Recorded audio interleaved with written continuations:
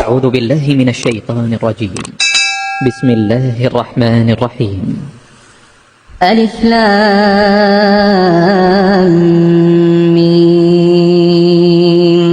ذلك الكتاب لا ريب فيه هدى للمتقين الذين يؤمنون بالغيب ويقيمون الصلاة ومما رزقناهم ينفقون والذين يؤمنون بما أنزل إليك وما أنزل من قبلك وبالآخرة هم يوقنون أولئك على هدى من ربهم وأولئك هم المفلحون. إن الذين كفروا سواء عليهم أأنذرتهم أم لم تنذرهم لا يؤمنون. ختم الله على قلوبهم وعلى سمعهم وعلى أبصارهم غشاوة ولهم عذاب عظيم. ومن الناس من يقول آمنا بالله وباليوم الآخر وما هم بمؤمنين يخادعون الله والذين آمنوا وما يخدعون إلا أنفسهم وما يشعرون. في قلوبهم مرض فزادهم الله مرضا ولهم عذاب أليم بما كانوا يكذبون. وإذا قيل لهم لا تفسدوا في الأرض قالوا إنما نحن مصلحون ألا إنهم هم المفسدون ولكن لا يشعرون. وإذا قيل لهم آمنوا كما آمن الناس قالوا أنؤمن كما آمن السفهاء ألا إنهم هم السفهاء ولكن لا يعلمون. وإذا لقوا الذين آمنوا قالوا آمنا وإذا خلوا إلى شياطينهم قالوا إنا معكم إنما نحن مستهزئون. الله يستهزئ بهم ويمدهم في طغيانهم يعمهون. أولئك الذين اشتروا الضلالة بالهدى فما ربحت تجارتهم وما كانوا مهتدين. مثلهم كمثل الذي استوقد نارا فلما أضاءت ما حوله ذهب الله بنورهم وتركهم في ظلمات لا يبصرون. صم بكم عمي فهم لا يرجعون.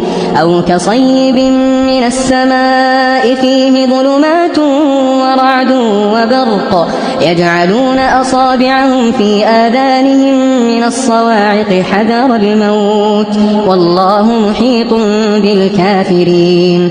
يكاد البرق يخطف أبصارهم كلما أضاء لهم مشوا فيه وإذا أظلم عليهم قاموا ولو شاء الله لذهب بسمعهم وأبصارهم إن الله على كل شيء قدير. يا أيها الناس اعبدوا ربكم الذي خلقكم والذين من قبلكم لعلكم تتقون الذي جعل لكم الأرض فراشا والسماء بناء وأنزل من السماء ماء فأخرج به من الثمرات رزقا لكم فلا تجعلوا لله أندادا وأنتم تعلمون. وإن كنتم في ريب مما نزلنا على عبدنا فأتوا بسورة من مثله وادعوا شهداءكم من دون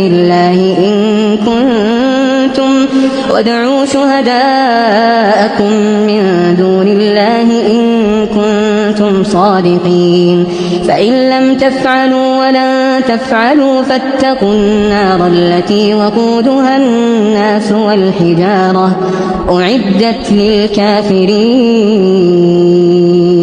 وبشر الذين آمنوا وعملوا الصالحات أن لهم جنات تجري من تحتها الأنهار كلما رزقوا منها من ثمرة رزقا قالوا هذا الذي رزقنا من قبل وأتوا به متشابها ولهم فيها أزواج مطهرة وهم فيها خالدون إن الله لا يستحيي أن يضرب مثلا ما بعوضة فما فوقها فأما الذين آمنوا فيعلمون أنه الحق من ربهم وأما الذين كفروا فيقولون ماذا أراد الله بهذا مثلا يضل به كثيرا ويهدي به كثيرا وما يضل به إلا الفاسقين الذين ينقضون عهد الله من بعد ميثاقه ويقطعون ما أمر الله به أن يوصل ويفسدون في الأرض أولئك هم الخاسرون كيف تكفرون بالله وكنتم أمواتا فأحياكم ثم يميتكم ثم يحييكم ثم إليه ترجعون هو الذي خلق لكم ما في الأرض جميعا ثم استوى إلى السماء فسواهن 7 سماوات وهو بكل شيء عليم وإذ قال ربك للملائكة إني جاعل في الأرض خليفة قالوا أتجعل فيها من يفسد فيها ويسفك الدماء ونحن نسبح بحمدك ونقدس لك قال إني أعلم ما لا تعلمون وعلم آدم الأسماء كلها ثم عرضهم على الملائكة فقال أنبئوني بأسماء هؤلاء إن كنتم صادقين قالوا سبحانك لا علم لنا إلا ما علمتنا إنك أنت العليم الحكيم قال يا آدم أنبئهم بأسمائهم فلما أنبأهم بأسمائهم قال ألم أقل لكم إني أعلم غيب السماوات والأرض وأعلم ما تبدون وما كنتم تكتمون وإذ قلنا للملائكة اسجدوا لآدم فسجدوا إلا إبليس أبى واستكبر وكان من الكافرين وقلنا يا آدم اسكن أنت وزوجك الجنة وكلا منها رغدا حيث شئتما ولا تقربا هذه الشجرة فتكونا من الظالمين فأزلهما الشيطان عنها فأخرجهما مما كانا فيه وقلنا اهبطوا بعضكم لبعض عدو ولكم في الأرض مستقر ومتاع إلى حين فتلقى آدم من ربه كلمات فتاب عليه إنه هو التواب الرحيم قلنا اهبطوا منها جميعا فإما يأتينكم مني هدى فمن تبع هداي فلا خوف عليهم ولا هم يحزنون والذين كفروا وكذبوا بآياتنا أولئك أصحاب النار هم فيها خالدون يا بني إسرائيل اذكروا نعمتي التي أنعمت عليكم وأوفوا بعهدي أوف بعهدكم وإياي فارهبون وآمنوا بما أنزلت مصدقا لما معكم ولا تكونوا أول كافر به ولا تشتروا بآياتي ثمنا قليلا وإياي فاتقون ولا تلبسوا الحق بالباطل وتكتموا الحق وأنتم تعلمون وأقيموا الصلاة وآتوا الزكاة واركعوا مع الراكعين أتأمرون الناس بالبر وتنسون أنفسكم وأنتم تتلون الكتاب أفلا تعقلون واستعينوا بالصبر والصلاة وإنها لكبيرة إلا على الخاشعين الذين يظنون أنهم ملاقو ربهم وأنهم إليه راجعون يا بني إسرائيل اذكروا نعمتي التي أنعمت أنعمت عليكم وأني فضلتكم على العالمين. واتقوا يوما لا تجزي نفس عن نفس شيئا ولا يقبل منها شفاعة ولا يؤخذ منها عدل ولا هم ينصرون. وإذ نجيناكم من آل فرعون يسومونكم سوء العذاب يذبحون أبناءكم ويستحيون نساءكم وفي ذلكم بلاء من ربكم عظيم. وإذ فرقنا بكم البحر فأنجيناكم وأغرقنا آل فرعون وأنتم تنظرون. وإذ واعدنا موسى 40 ليلة ثم اتخذتم العجل من بعده وأنتم ظالمون ثم عفونا عنكم من بعد ذلك لعلكم تشكرون. وإذ آتينا موسى الكتاب والفرقان لعلكم تهتدون. وإذ قال موسى لقومه يا قوم إنكم ظلمتم أنفسكم باتخاذكم العجل فتوبوا إلى بارئكم فاقتلوا أنفسكم ذلكم خير لكم عند بارئكم فتاب عليكم إنه هو التواب الرحيم. وإذ قلتم يا موسى لن نؤمن لك حتى نرى الله جهرة فأخذتكم الصاعقة وأنتم تنظرون ثم بعثناكم من بعد موتكم لعلكم تشكرون.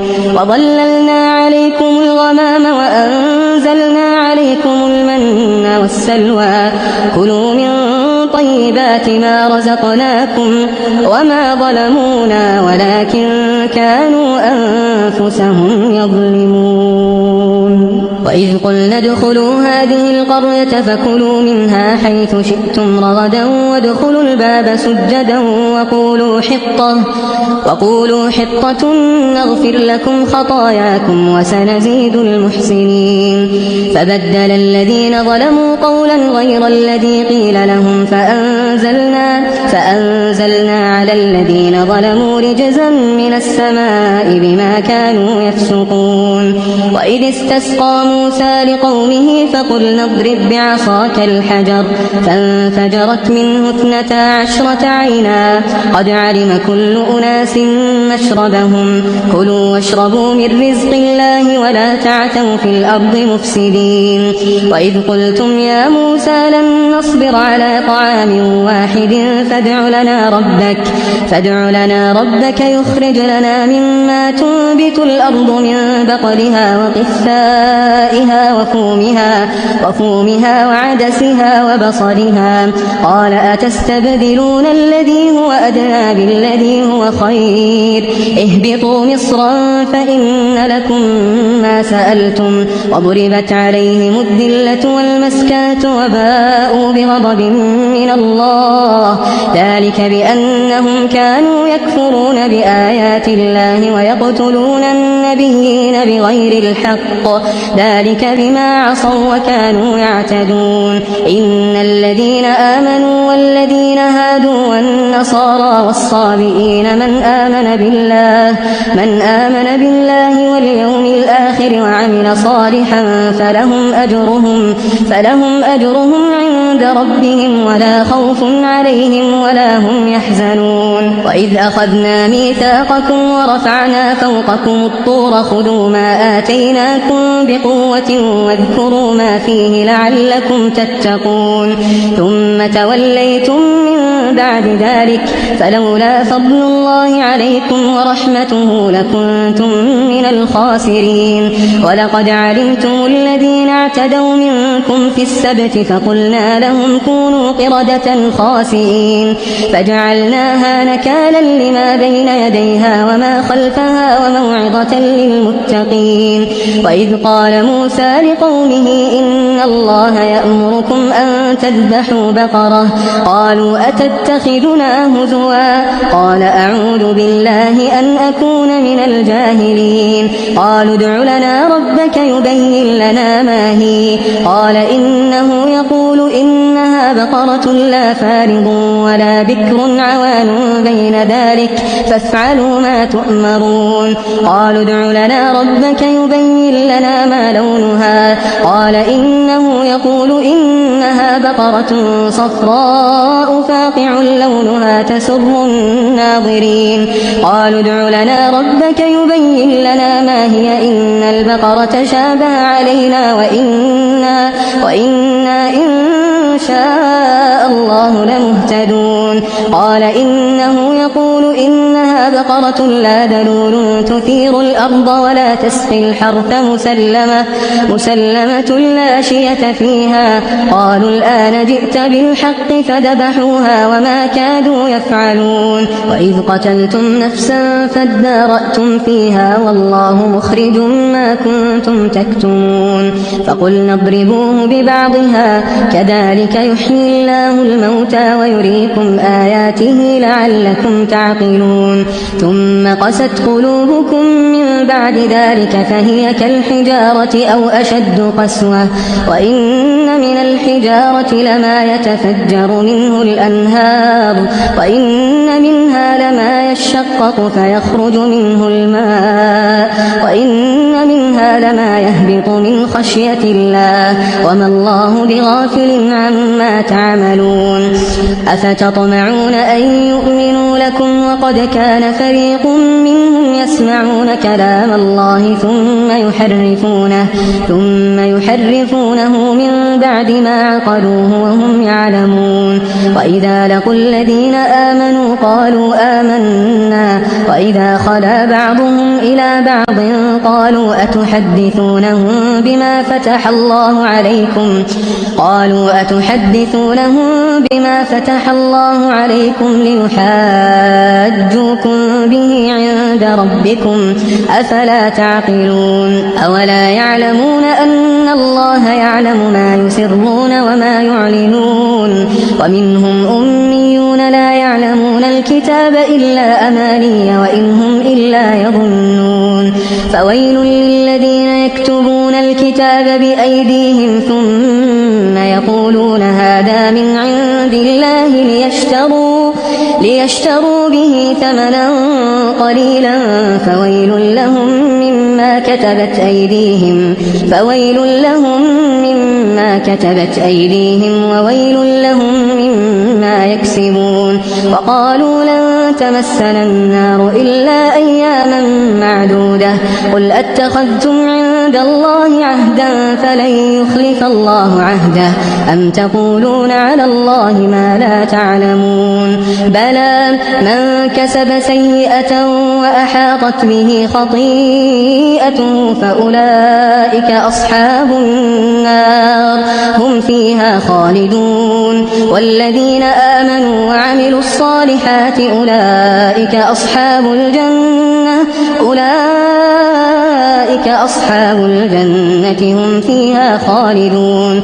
وإذ أخذنا ميثاق بني إسرائيل لا تعبدون إلا الله وبالوالدين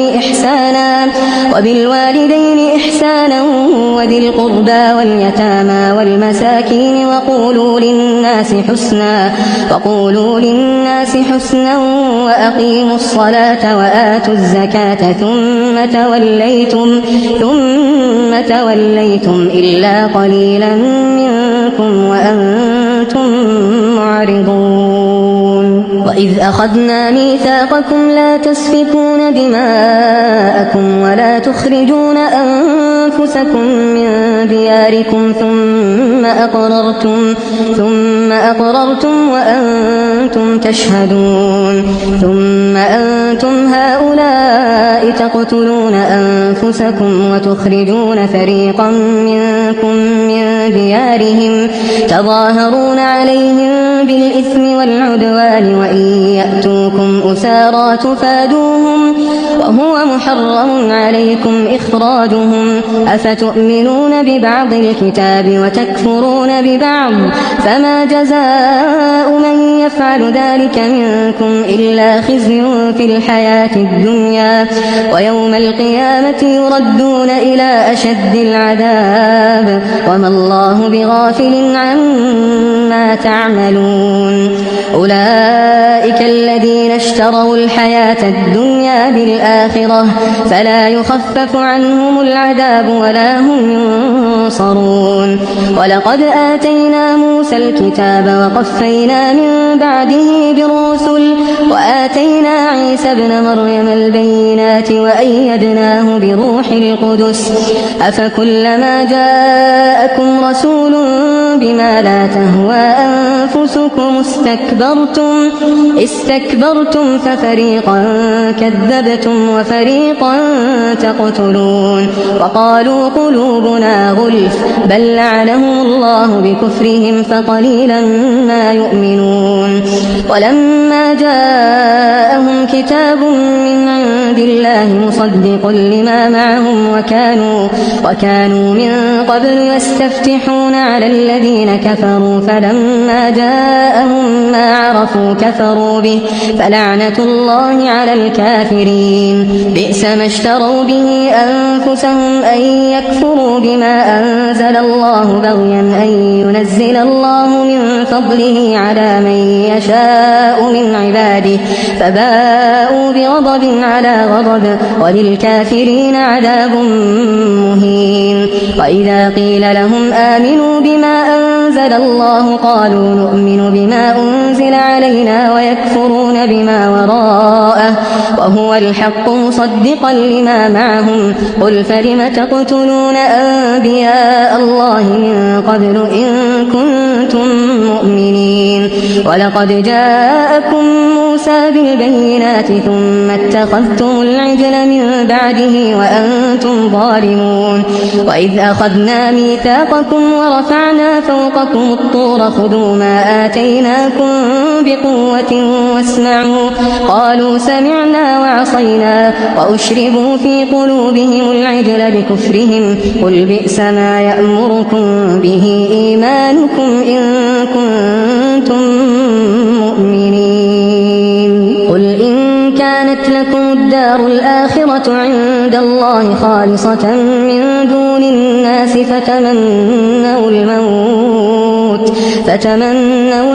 إن كنتم صادقين ولن يتمنوه أبدا بما قدمت أيديهم والله عليم بالظالمين ولتجدنهم أحرص الناس على حياة ومن الذين أشركوا يود أحدهم لو يعمر 1000 سنة وما هو بمزحزحه من العذاب أن يعمر والله بصير بما يعملون قل من كان عدوا لجبريل فإنه نزله على قلبك بإذن الله مصدقا لما بين يديه وهدى وبشرى للمؤمنين من كان عدوا لله وملائكته ورسله وجبريل وميكال فإن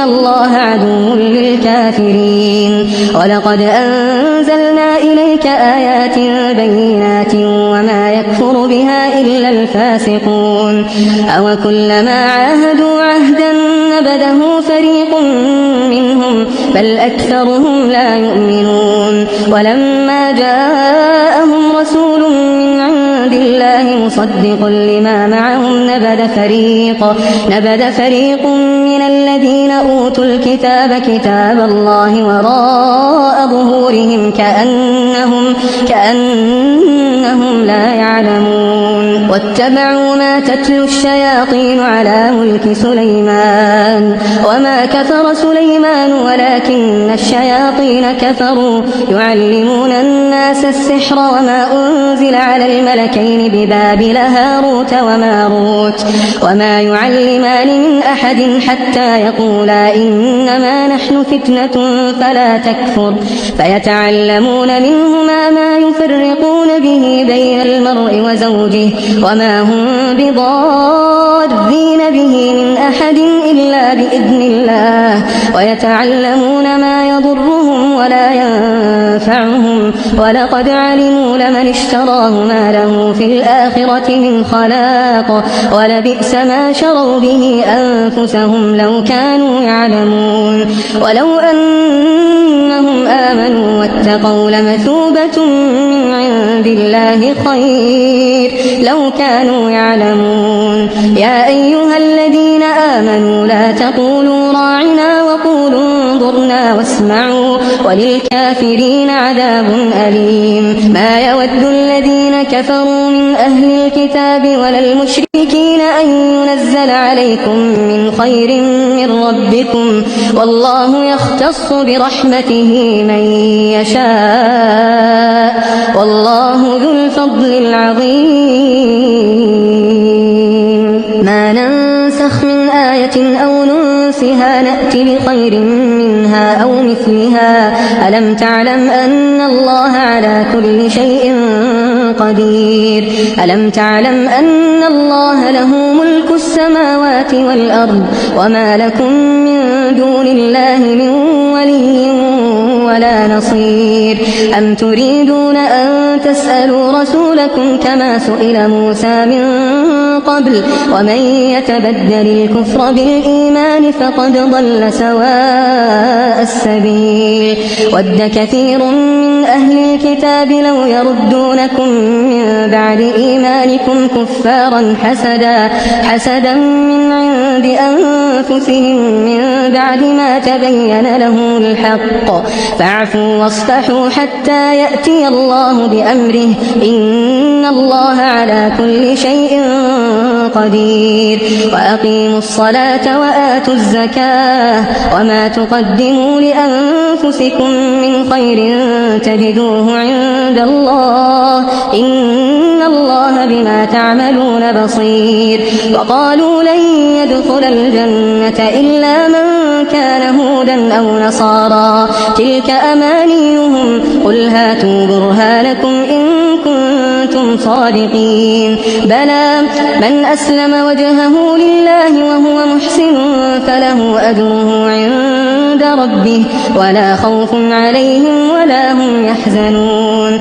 وقالت اليهود ليست النصارى على شيء وقالت النصارى ليست اليهود على شيء وهم يتلون الكتاب، كذلك قال الذين لا يعلمون مثل قولهم، فالله يحكم بينهم يوم القيامة فيما كانوا فيه يختلفون.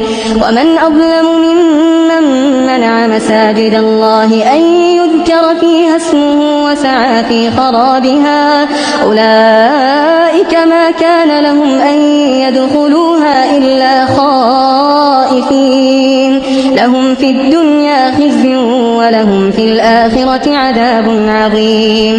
ولله المشرق والمغرب فأينما تولوا فثم وجه الله، إن الله واسع عليم. وقالوا اتخذ الله ولدا، سبحانه، بل له ما في السماوات والأرض كل له قانتون، بديع السماوات والأرض، وإذا قضى أمرا فإنما يقول له كن فيكون.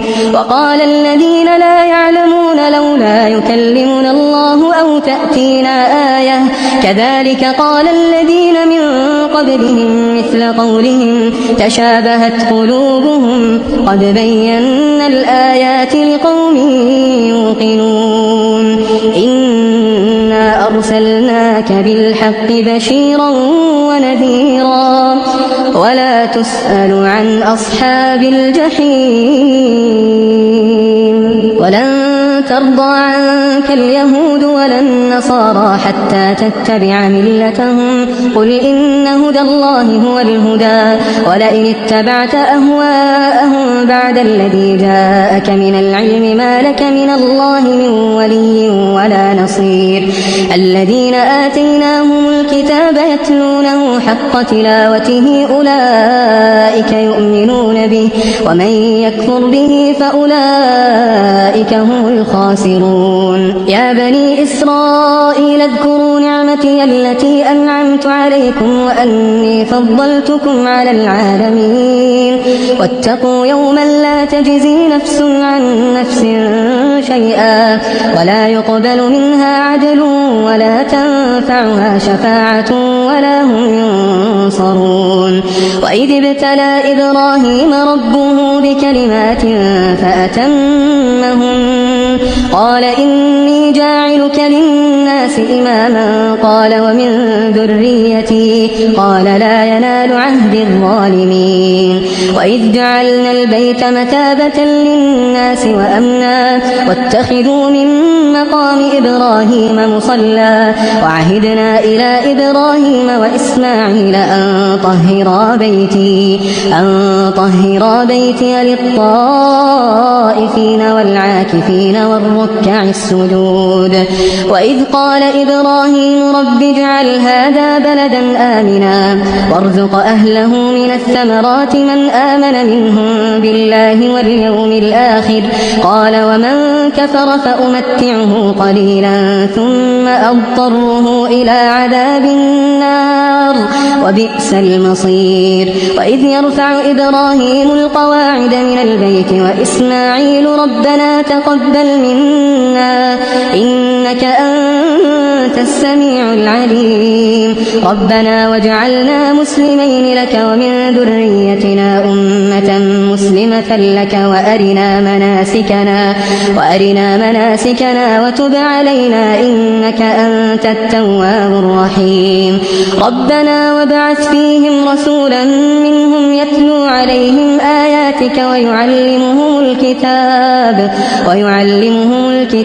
والحكمة ويزكيهم إنك أنت العزيز الحكيم ومن يرغب عن ملة إبراهيم إلا من سفه نفسه ولقد اصطفيناه في الدنيا وإنه في الآخرة لمن الصالحين إذ قال له ربه أسلم قال أسلمت لرب العالمين ووصى بها إبراهيم بنيه ويعقوب يا بني إن الله اصطفى لكم الدين فلا تموتن إلا وأنتم مسلمون أم كنتم شهداء إذ حضر يعقوب الموت إذ قال لبنيه ما تعبدون من بعدي قالوا نعبد إلهك وإله آبائك إبراهيم وإسماعيل وإسحاق إلها واحدا ونحن له مسلمون تلك أمة قد خلت لها ما كسبت ولكم ما كسبتم ولا تسألون عما كانوا يعملون وقالوا كونوا هودا أو نصارى تهتدوا قل بل ملة إبراهيم حنيفا وما كان من المشركين قولوا آمنا بالله وما أنزل إلينا وما أنزل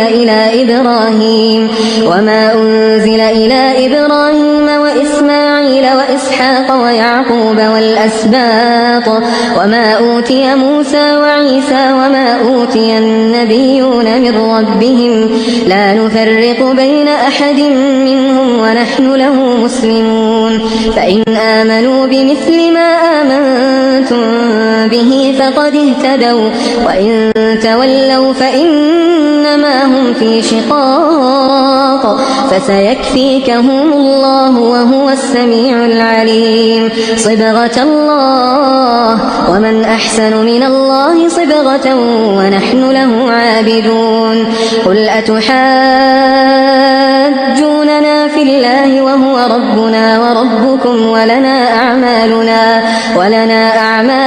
ولكم أعمالكم ونحن له مخلصون أم تقولون إن إبراهيم وإسماعيل وإسحاق ويعقوب والأسباط كانوا هودا أو نصارى قل أأنتم أعلم أم الله ومن أظلم ممن كتم شهادة عنده من الله وما الله بغافل عما تعملون تلك أمة قد خلت لها ما كسبت ولكم ما كسبتم ولا تسألون عما كانوا يعملون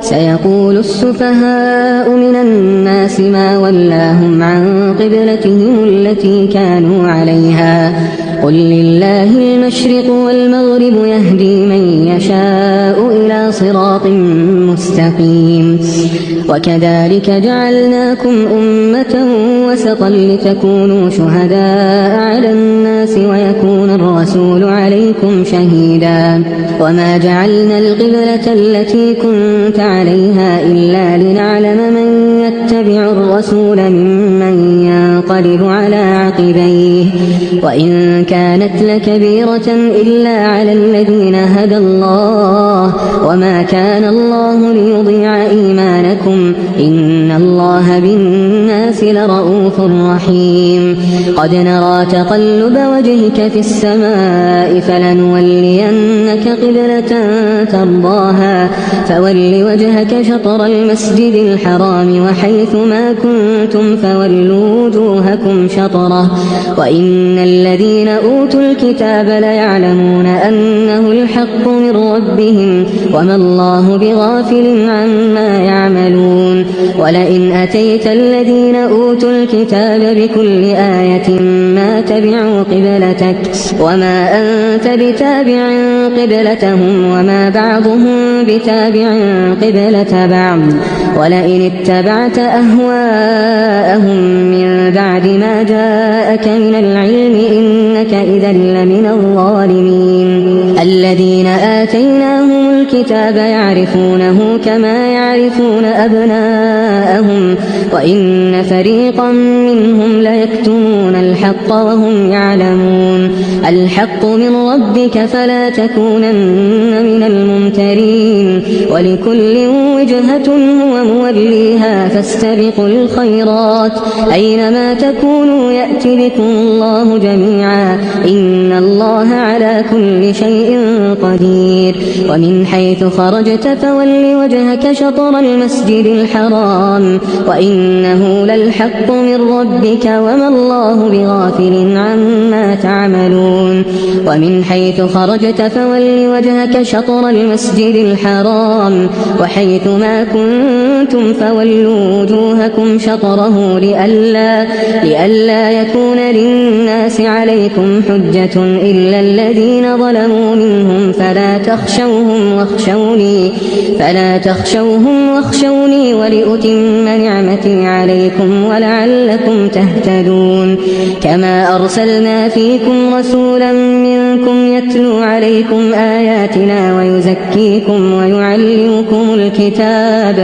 ويعلمكم الكتاب والحكمة ويعلمكم ما لم تكونوا تعلمون فاذكروني أذكركم واشكروا لي ولا تكفرون يا أيها الذين آمنوا استعينوا بالصبر والصلاة إن الله مع الصابرين ولا تقولوا لمن يقتل في سبيل الله أموات بل أحياء ولكن لا تشعرون ولنبلونكم بشيء من الخوف والجوع ونقص من الأموال والأنفس والثمرات وبشر الصابرين الذين إذا أصابتهم مصيبة قالوا إنا لله وإنا إليه راجعون أولئك عليهم صلوات من ربهم ورحمة وأولئك هم المهتدون إن الصفا والمروة من شعائر الله فمن حج البيت أو اعتمر فلا جناح عليه أن يطوف بهما ومن تطوع خيرا فإن الله شاكر عليم إن الذين يكتمون ما أنزلنا من البينات والهدى من بعد ما بيناه للناس في الكتاب أولئك يلعنهم الله ويلعنهم اللاعنون إلا الذين تابوا وأصلحوا وبينوا فأولئك أتوب عليهم وأنا التواب الرحيم. إن الذين كفروا وماتوا وهم كفار أولئك عليهم لعنة الله والملائكة والناس أجمعين خالدين فيها لا يخفف عنهم العذاب ولا هم ينظرون. وإلهكم إله واحد لا إله إلا هو الرحمن الرحيم. إن في خلق السماوات والأرض واختلاف الليل والنهار والفلك التي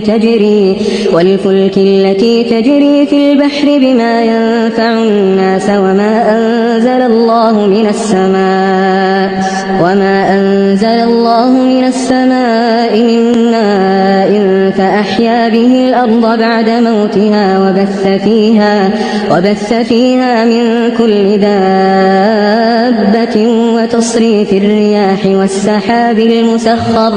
والسحاب المسخر بين السماء والأرض لآيات لقوم يعقلون. ومن الناس من يتخذ من دون الله أندادا يحبونهم كحب الله والذين آمنوا أشد حبا لله. ولو يرى الذين ظلموا إذ يرون العذاب أن القوة لله جميعا وأن الله شديد العذاب. إذ تبرأ الذين اتبعوا من الذين اتبعوا ورأوا العذاب وتقطعت بهم الأسباب. وقال الذين اتبعوا لو أن لنا كرة فنتبرأ منهم كما تبرأوا منا كذلك يريهم الله أعمالهم حسرات عليهم وما هم بخارجين من النار. يا أيها الناس كلوا مما في الأرض حلالا طيبا ولا تتبعوا خطوات الشيطان إنه لكم عدو مبين. إنما يأمركم بالسوء والفحشاء وأن تقولوا على الله ما لا تعلمون. وإذا قيل لهم اتبعوا ما أنزل الله قالوا بل نتبع ما ألفينا عليه آباءنا أولو كان آباؤهم لا يعقلون شيئا ولا يهتدون. ومثل الذين كفروا كمثل الذي ينعق بما لا يسمع إلا دعاء ونداء صم بكم عمي فهم لا يعقلون.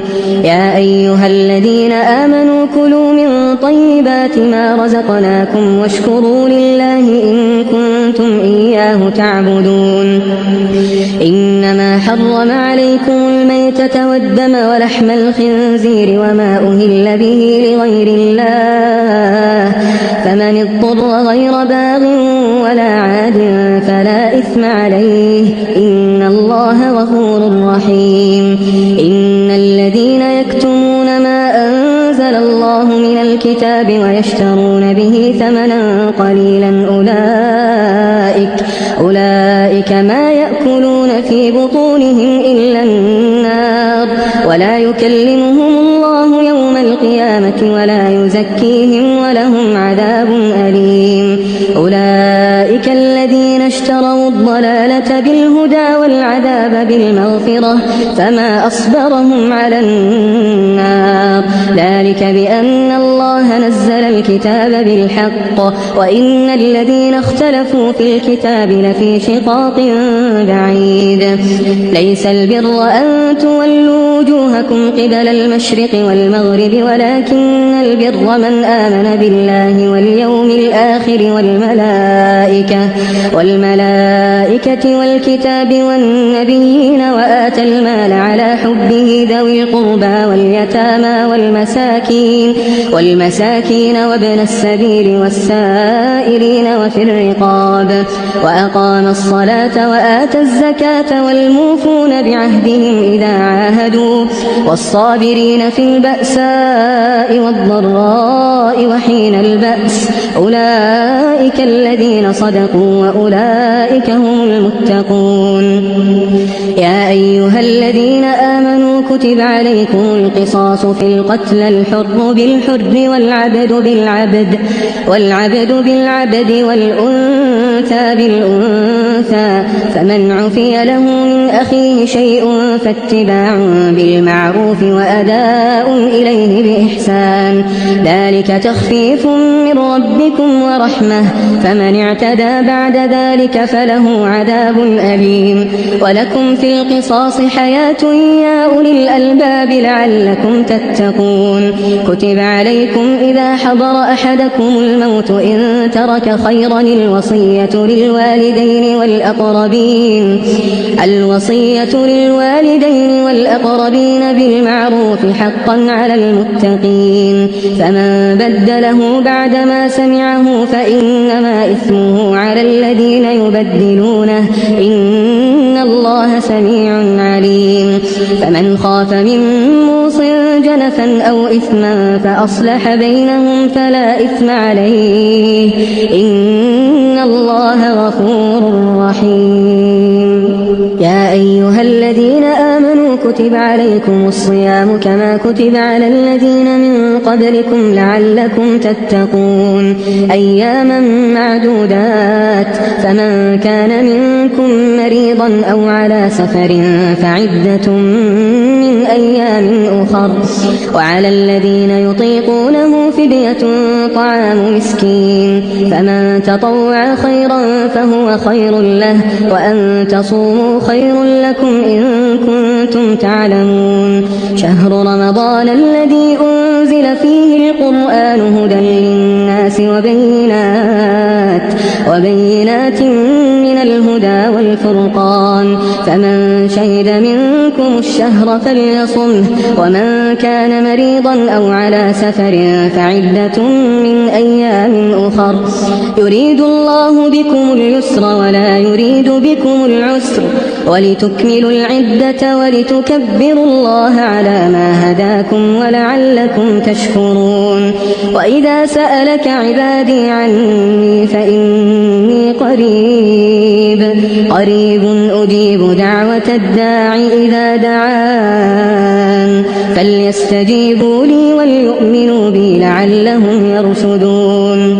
أحل لكم ليلة الصيام الرفث إلى نسائكم هن لباس لكم وأنتم لباس لهم علم الله أنكم كنتم تختانون أنفسكم فتاب عليكم وعفى عنكم فالآن باشروهن وابتغوا ما كتب الله لكم وكلوا واشربوا حتى يتبين لكم الخيط الأبيض من الخيط الأسود من الفجر ثم أتموا الصيام إلى الليل ولا تباشروهن وأنتم عاكفون في المساجد تلك حدود الله فلا تقربوها كذلك يبين الله آياته للناس لعلهم يتقون. ولا تأكلوا أموالكم بينكم بالباطل وتدلوا بها إلى الحكام لتأكلوا فريقا من أموال الناس بالإثم وأنتم تعلمون. يسألونك عن الأهلة قل هي مواقيت للناس والحج وليس البر بأن تأتوا البيوت من ظهورها ولكن البر من اتقى وأتوا البيوت من أبوابها واتقوا الله لعلكم تفلحون. وقاتلوا في سبيل الله الذين يقاتلونكم ولا تعتدوا إن الله لا يحب المعتدين. وقتلوهم حيث ثقفتموهم وأخرجوهم من حيث أخرجوكم والفتنة أشد من القتل ولا تقاتلوهم عند عند المسجد الحرام حتى يقاتلوكم فيه، فإن قاتلوكم فاقتلوهم كذلك جزاء الكافرين، فإن انتهوا فإن الله غفور رحيم. وقاتلوهم حتى لا تكون فتنة ويكون الدين لله، فإن انتهوا فلا عدوان إلا على الظالمين. الشهر الحرام بالشهر الحرام والحرمات قصاص، فمن اعتدى عليكم فاعتدوا عليه بمثل ما اعتدى عليكم، واتقوا الله واعلموا أن الله مع المتقين. وأنفقوا في سبيل الله ولا تلقوا بأيديكم إلى التهلكة وأحسنوا إن الله يحب المحسنين. وأتموا الحج والعمرة لله، فإن أحصرتم فما استيسر من الهدي، ولا تحلقوا رؤوسكم حتى يبلغ الهدي محله، فمن كان منكم مريضا أو به أذى من رأسه ففدية من صيام أو صدقة أو نسك، فإذا أمنتم فمن تمتع بالعمرة إلى الحج فما استيسر من الهدي، فمن لم يجد فصيام 3 أيام في الحج و7 إذا رجعتم، تلك 10 كاملة، ذلك لمن لم يكن أهله حاضر المسجد الحرام. واتقوا الله واعلموا أن الله شديد العقاب. الحج أشهر معلومات، فمن فرض فيهن الحج فلا رفث ولا فسوق ولا جدال في الحج، وما تفعلوا من خير يعلمه الله، وتزودوا فإن خير الزاد التقوى، واتقون يا أولي الألباب. ليس عليكم جناح أن تبتغوا فضلا من ربكم، فإذا أفضتم من عرفات فاذكروا الله عند المشعر الحرام، واذكروه كما هداكم وإن كنتم من قبله لمن الضالين. ثم أفيضوا من حيث أفاض الناس واستغفروا الله إن الله غفور رحيم. فإذا قضيتم مناسككم فاذكروا الله كذكركم آباءكم أو أشد ذكرا. فمن الناس من يقول ربنا آتنا في الدنيا وما له في الآخرة من خلاق، ومنهم من يقول ربنا آتنا في الدنيا حسنة وفي الآخرة حسنة وقنا عذاب النار. أولئك لهم نصيب مما كسبوا والله سريع الحساب. واذكروا الله في أيام معدودات، فمن تعجل في يومين فلا إثم عليه، ومن تأخر فلا إثم عليه لمن اتقى. واتقوا الله واعلموا أنكم إليه تحشرون. ومن الناس من يعجبك قوله في الحياة الدنيا ويشهد الله على ما في قلبه وهو ألد الخصام، وإذا تولى سعى في الأرض ليفسد فيها ويهلك الحرث والنسل والله لا يحب الفساد. وإذا قيل له اتق الله أخذته العزة بالإثم فحسبه جهنم ولبئس المهاد. ومن الناس من يشري نفسه ابتغاء مرضات الله والله رؤوف بالعباد. يا أيها الذين آمنوا ادخلوا في السلم كافة ولا تتبعوا خطوات الشيطان إنه لكم عدو مبين. فإن زللتم من بعد ما جاءتكم البينات فاعلموا أن الله عزيز حكيم. هل ينظرون إلا أن يأتيهم الله في ظلل من الغمام والملائكة الملائكة وقضي الأمر وإلى الله ترجع الأمور. سل بني إسرائيل كم آتيناهم من آية بينة ومن يبدل نعمة الله من بعد ما جاءته فإن الله شديد العقاب. زين للذين كفروا الحياة الدنيا ويسخرون من الذين آمنوا والذين اتقوا فوقهم يوم القيامة والله يرزق من يشاء بغير حساب. كان الناس أمة واحدة فبعث الله النبيين مبشرين ومنذرين وأنزل معهم الكتاب بالحق ليحكم بين الناس فيما اختلفوا فيه وما اختلف فيه إلا الذين أوتوه من بعد ما جاءتهم البينات بغيا بينهم فهدى الله الذين آمنوا لما اختلفوا فيه من الحق بإذنه والله يهدي من يشاء إلى صراط مستقيم. أم حسبتم أن تدخلوا الجنة ولما يأتكم مثل الذين خلوا من قبلكم مستهم البأساء والضراء وزلزلوا حتى يقول الرسول والذين آمنوا معه متى نصر الله ألا إن نصر الله قريب.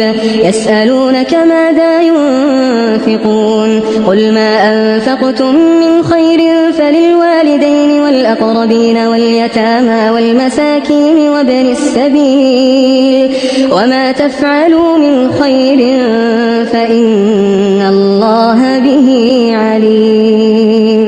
كتب عليكم القتال وهو كره لكم وعسى أن تكرهوا شيئا وهو خير لكم وعسى أن تحبوا شيئا وهو شر لكم والله يعلم وأنتم لا تعلمون. يسألونك عن الشهر الحرام قتال فيه قل قتال فيه كبير وصد عن سبيل الله وكفر به والمسجد الحرام وإخراج أهله منه أكبر عند الله والفتنة أكبر من القتل ولا يزالون يقاتلونكم حتى يردوكم عن دينكم إن استطاعوا ومن يرتد منكم عن دينه فيمت وهو كافر فأولئك حبطت أعمالهم في الدنيا والآخرة وأولئك أصحاب النار هم فيها خالدون. إن الذين آمنوا والذين هاجروا وجاهدوا في سبيل الله أولئك يرجون رحمة الله والله غفور رحيم. يسألونك عن الخمر والميسر قل فيهما إثم كبير ومنافع للناس وإثمهما أكبر من نفعهما ويسألونك ماذا ينفقون قل العفو كذلك يبين الله لكم الآيات لعلكم تتفكرون في الدنيا والآخرة.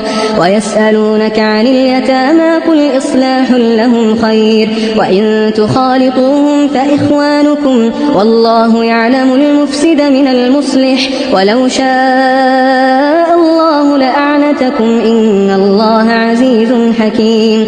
ولا تنكحوا المشركات حتى يؤمنوا ولأمة مؤمنة خير من مشركة ولو أعجبتكم ولا تنكحوا المشركين حتى يؤمنوا ولعبد مؤمن خير من مشرك ولو أعجبكم أولئك يدعون إلى النار والله يدعو إلى الجنة والمغفرة بإذنه ويبين آياته للناس لعلهم يتذكرون. ويسألونك عن المحيض قل هو أذى فاعتزلوا النساء في المحيض ولا تقربوهن حتى يطهرن فإذا تطهرن فأتوهن من حيث أمركم الله إن الله يحب التوابين ويحب المتطهرين. نساؤكم حرث لكم فأتوا حرثكم أنى شئتم وقدموا لأنفسكم واتقوا الله واعلموا أنكم ملاقوه وبشر المؤمنين. ولا تجعلوا الله عرضة لأيمانكم أن تبروا وتتقوا وتصلحوا بين الناس والله سميع عليم. لا يؤاخذكم الله باللغو في أيمانكم ولكن يؤاخذكم بما كسبت قلوبكم والله غفور حليم. للذين يؤلون من نسائهم تربص 4 أشهر فإن فاءوا فإن الله غفور رحيم. وإن عزموا الطلاق فإن الله سميع عليم. والمطلقات يتربصن بأنفسهن 3 قروء ولا يحل لهن أن يكتمن ما خلق الله في أرحامهن إن كن يؤمن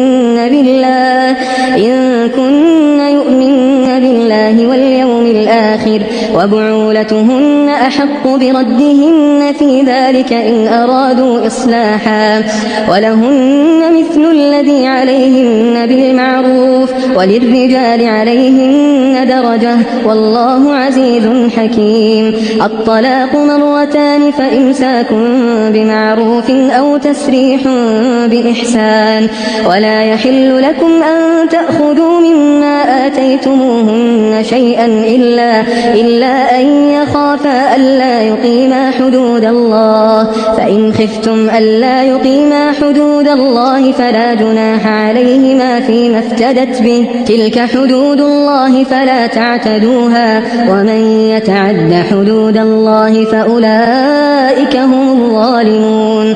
فإن طلقها فلا تحل له من بعد حتى تنكح زوجا غيره.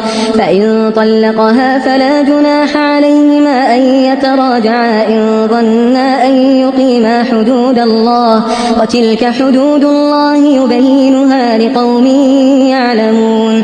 وإذا طلقتم النساء فبلغن أجلهن فأمسكوهن بمعروف أو سرحوهن بمعروف ولا تمسكوهن ضرارا لتعتدوا ومن يفعل ذلك فقد ظلم نفسه. ولا تتخذوا آيات الله هزوا واذكروا نعمة الله عليكم وما أنزل عليكم من الكتاب والحكمة يعظكم به واتقوا الله واعلموا أن الله بكل شيء عليم.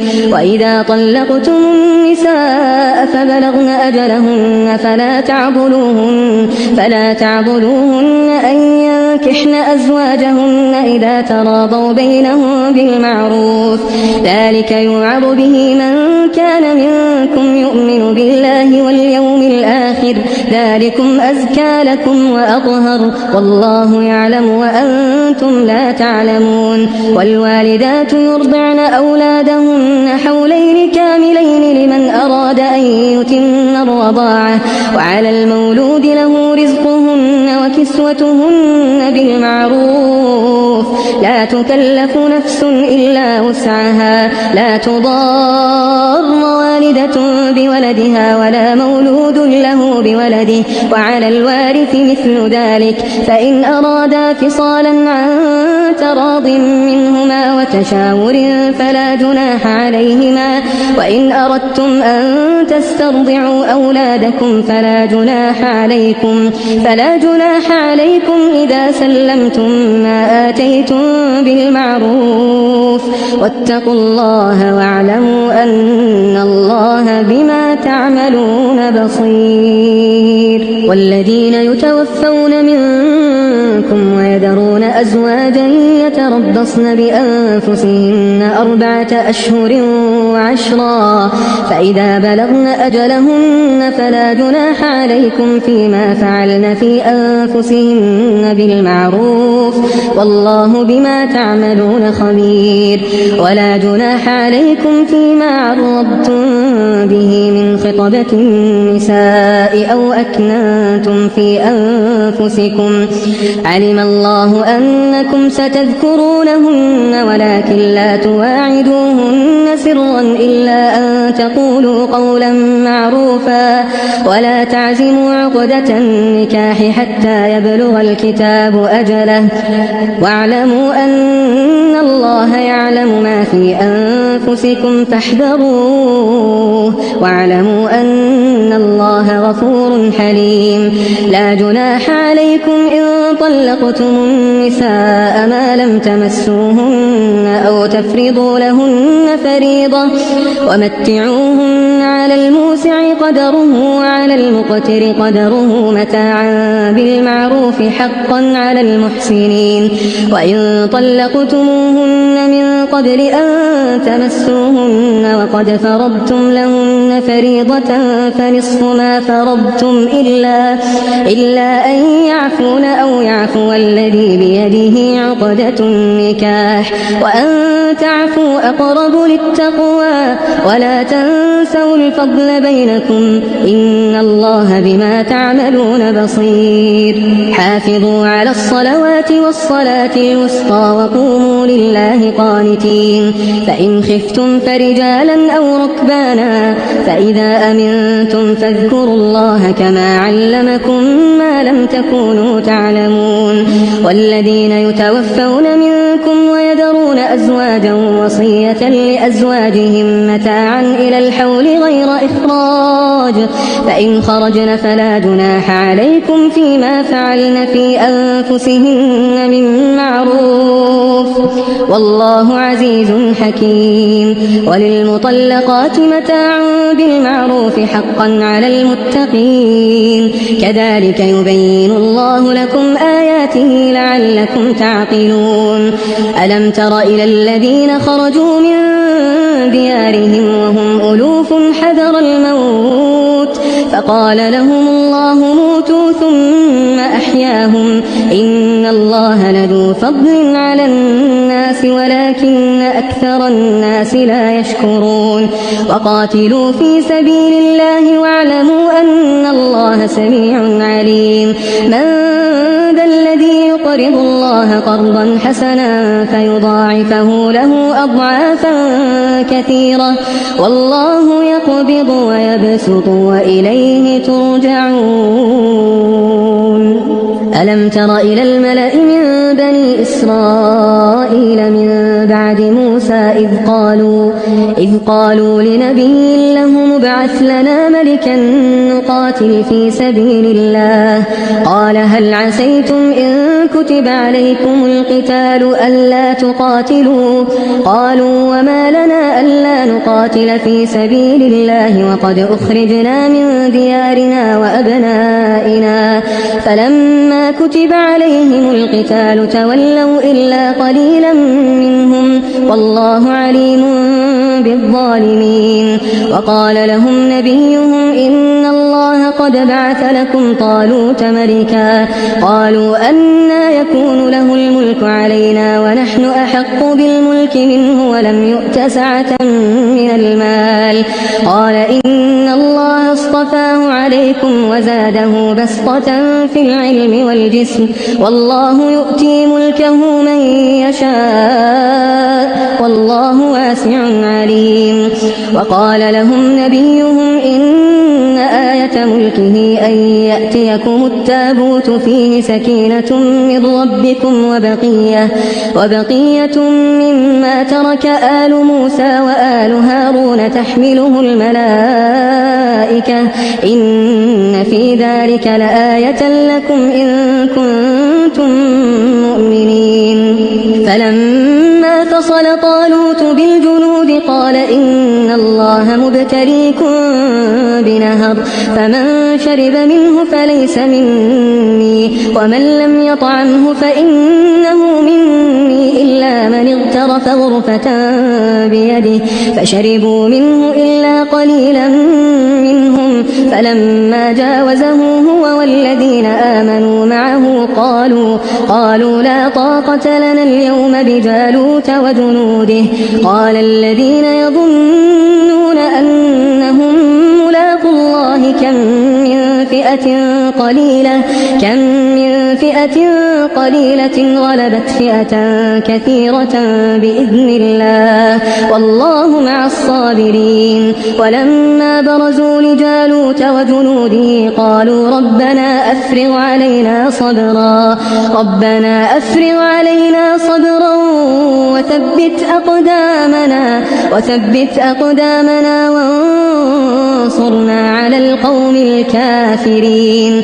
فهزموهم بإذن الله وقتل داود جالوت وآتاه الله الملك والحكمة وعلمه مما يشاء. ولولا دفع الله الناس بعضهم ببعض لفسدت الأرض ولكن الله ذو فضل على العالمين. تلك آيات الله نتلوها عليك بالحق وإنك لمن المرسلين. تلك الرسل فضلنا بعضهم على بعض منهم من كلم الله ورفع بعضهم درجات وآتينا عيسى ابن مريم البينات وأيدناه بروح القدس. ولو شاء الله ما اقتتل الذين من بعدهم من بعد ما جاءتهم البينات ولكن اختلفوا فمنهم من آمن ومنهم من كفر. ولو شاء الله ما اقتتلوا ولكن الله يفعل ما يريد. يا أيها الذين آمنوا أنفقوا مما رزقناكم من قبل أن يأتي يوم لا بيع فيه ولا خلة ولا شفاعة والكافرون هم الظالمون. الله لا إله إلا هو الحي القيوم لا تأخذه سنة ولا نوم له ما في السماوات وما في الأرض. من ذا الذي يشفع عنده إلا بإذنه يعلم ما بين أيديهم وما خلفهم ولا يحيطون بشيء من علمه إلا بما شاء. وسع كرسيه السماوات والأرض ولا يؤوده حفظهما وهو العلي العظيم. لا إكراه في الدين قد تبين الرشد من الغي. فمن يكفر بالطاغوت ويؤمن بالله فقد استمسك بالعروة الوثقى لا انفصام لها والله سميع عليم. الله ولي الذين آمنوا يخرجهم من الظلمات إلى النور والذين كفروا أولياؤهم الطاغوت يخرجونهم من النور إلى الظلمات أولئك أصحاب النار هم فيها خالدون. ألم تر إلى الذي حاج إبراهيم في ربه أن آتاه الله الملك إذ قال إبراهيم ربي الذي يحيي ويميت قال أنا أحيي وأميت. قال إبراهيم فإن الله يأتي بالشمس من المشرق فأت بها من المغرب فبهت الذي كفر والله لا يهدي القوم الظالمين. أو كالذي مر على قرية وهي خاوية على عروشها قال أنى يحيي هذه الله بعد موتها فأماته الله 100 عام ثم بعثه قال كم لبثت قال لبثت يوما أو بعض يوم قال بل لبثت 100 عام فانظر إلى طعامك وشرابك لم يتسنه وانظر إلى حمارك ولنجعلك آية للناس وانظر إلى العظام كيف ننشزها ثم نكسوها لحما فلما تبين له قال أعلم أن الله على كل شيء قدير. وإذ قال إبراهيم رب أرني كيف تحيي الموتى قال أولم تؤمن قال بلى ولكن ليطمئن قلبي قال فخذ 4 من الطير فصرهن إليك ثم اجعل على كل جبل منهن جزءا ثم ادعهن يأتينك سعيا واعلم أن الله عزيز حكيم. مثل الذين ينفقون أموالهم في سبيل الله كمثل حبة أنبتت 7 سنابل في كل سنبلة 100 حبة والله يضاعف لمن يشاء والله واسع عليم.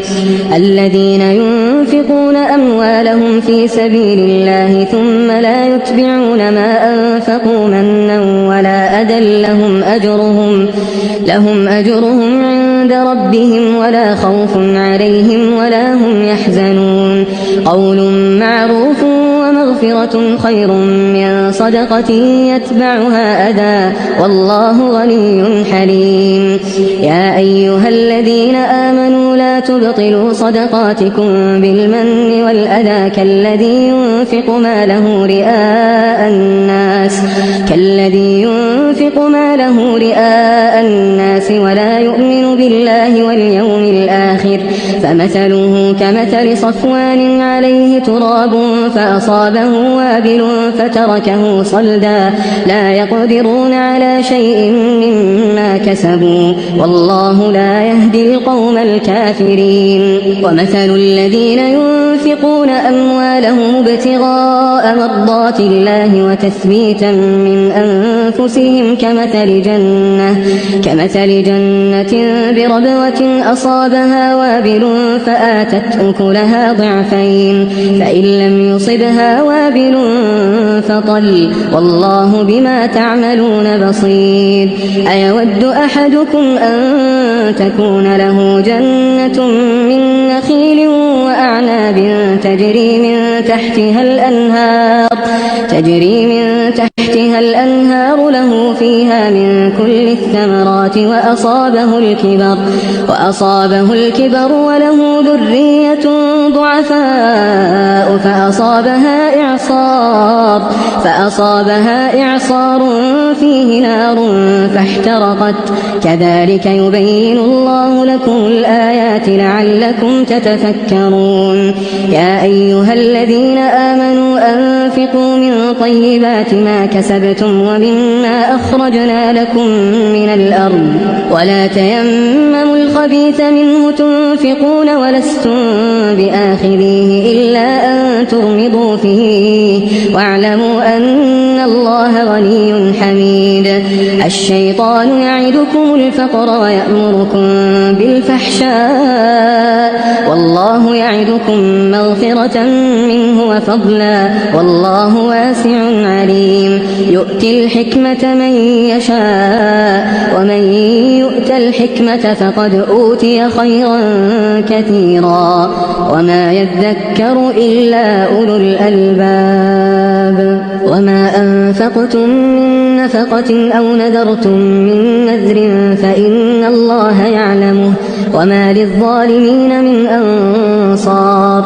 إن تبدوا الصدقات فنعما هي وإن تخفوها وتؤتوها الفقراء فهو خير لكم ويكفر عنكم من سيئاتكم والله بما تعملون خبير.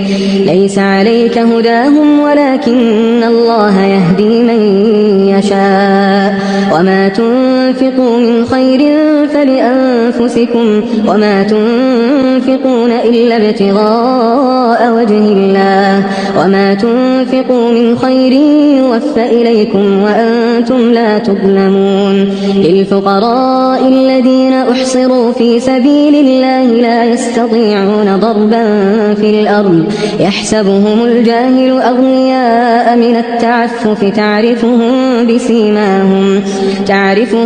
بسيماهم لا يسألون الناس إلحافا وما تنفقوا من خير فإن الله به عليم. الذين ينفقون أموالهم بالليل والنهار سرا وعلانية فلهم أجرهم عند عند ربهم ولا خوف عليهم ولا هم يحزنون الذين يأكلون الربا لا يقومون إلا كما يقوم الذي يتخبطه الشيطان من المس ذلك بأنهم قالوا إنما البيع مثل الربا وأحل الله البيع وحرم الربا فمن جاءه موعظة من ربه فانتهى فله ما سلف وأمره إلى الله ومن عاد فأولئك أصحاب النار هم فيها خالدون يمحق الله الربا ويربي الصدقات والله لا يحب كل كفار أثيم إن الذين آمنوا وعملوا الصالحات وأقاموا الصلاة وآتوا الزكاة لهم أجرهم عند ربهم ولا خوف عليهم ولا هم يحزنون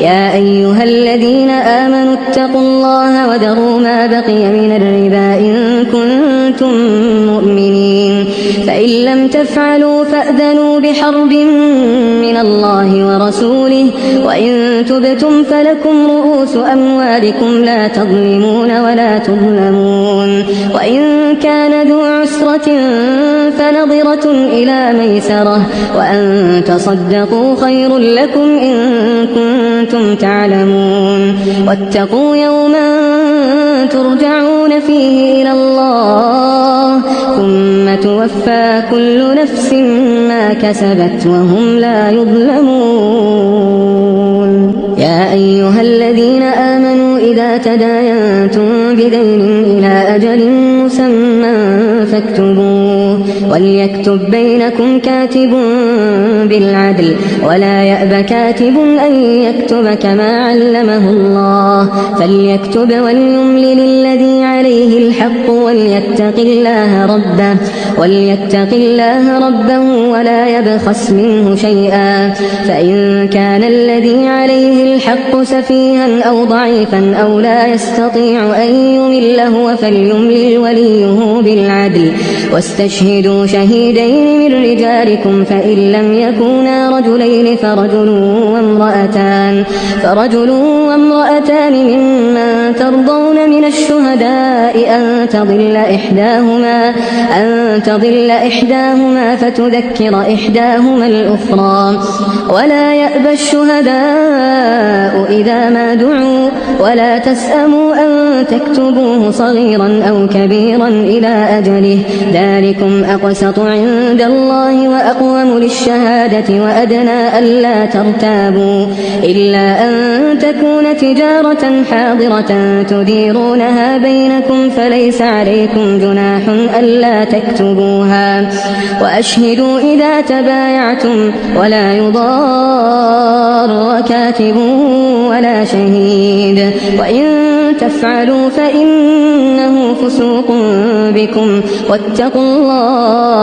واتقوا الله ويعلمكم الله والله بكل شيء عليم وإن كنتم على سفر ولم تجدوا كاتبا فرهان مقبوضة فإن أمن بعضكم بعضا فليؤدي الذي ائتمن أمانته وليتق الله ربه ولا تكتموا الشهادة ومن يكتمها فإنه آثم قلبه والله بما تعملون عليم لله ما في السماوات وما في الأرض وإن تبدوا ما في أنفسكم أو تخفوه يحاسبكم به الله فيغفر لمن يشاء ويعذب من يشاء والله على كل شيء قدير آمن الرسول بما أنزل إليه من ربه والمؤمنون